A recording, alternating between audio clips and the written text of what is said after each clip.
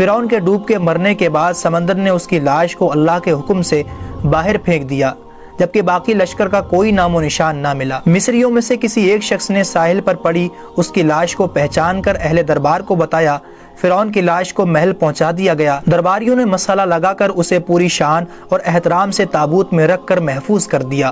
حنوط کرنے کے عمل کے دوران ان سے ایک غلطی ہو گئی تھی کہ فرعون کیونکہ سمندر میں ڈوب کر مرا تھا اور مرنے کے بعد کچھ عرصہ تک پانی میں رہنے کی وجہ سے اس کے جسم پر سمندری نمکیات کی ایک تہ جمی رہ گئی تھی۔ مصریوں نے اس کی لاش پر نمکیات کی وہ تہ اسی طرح رہنے دی اور اسے اسی طرح حنوط کر کے محفوظ کر دیا۔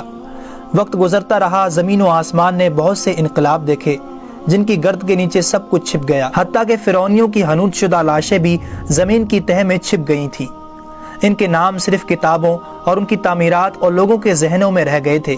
اس واقعے کے 2000 سال بعد اس دنیا میں آخری پیغمبر حضرت محمد صلی اللہ علیہ وسلم تشریف لائے۔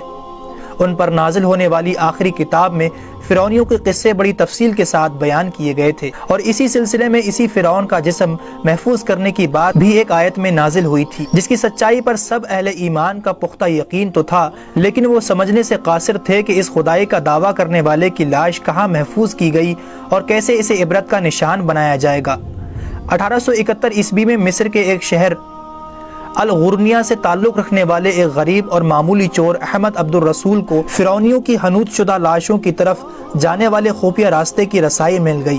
احمد عبد الرسول جو کہ پرانی چیزوں کو چرا کر بیچا کرتا تھا، ایک دن وہ دریائے نیل کے کنارے سے تسبیحہ کے مقام پر اسی سلسلے میں پھر رہا تھا۔ جب اسے ایک خفیہ راستے کا پتہ چلا، وہاں پر وہ پرانی چیزوں کے لیے جگہ کھود رہا تھا، اسی دوران اسے کچھ لوگوں نے پکڑ لیا اور پولیس کے حوالے کر دیا۔ وہ جس جگہ کو کھود رہا تھا وہاں سے ملنے والے راستے کی جب مسلسل کھدائی کی گئی، 1891 عیسوی کو دوسری ممی کے ساتھ اسی غرق ہونے والے فرعون کی لاش بھی وہیں ملی۔ اس کے تابوت اور سینے کے مقام پر اس کا نام لکھا ہوا تھا۔ ان ممیوں کو ماہرین قاہرہ لے گئے۔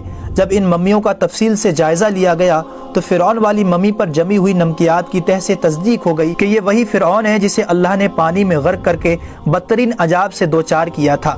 یہ بہت بڑا واقعہ تھا۔ اس کی تصدیق کے لیے دنیا بھر سے ماہرین آثار قدیمہ اور سائنسدان مصر کی طرف چل پڑے۔ مختلف سائنسی ٹیسٹ کرنے کے بعد دنیا بھر کے سائنسدانوں نے تصدیق کر دی کہ دوسری لاشوں کی نسبت صرف فرعون کی لاش پر ہی سمندری نمکیات کی تہ جمی ہوئی تھی۔ اس تصدیق کے بعد اسے فرعون کی لاش قرار دے کر عجائب گھر میں محفوظ کر دیا گیا۔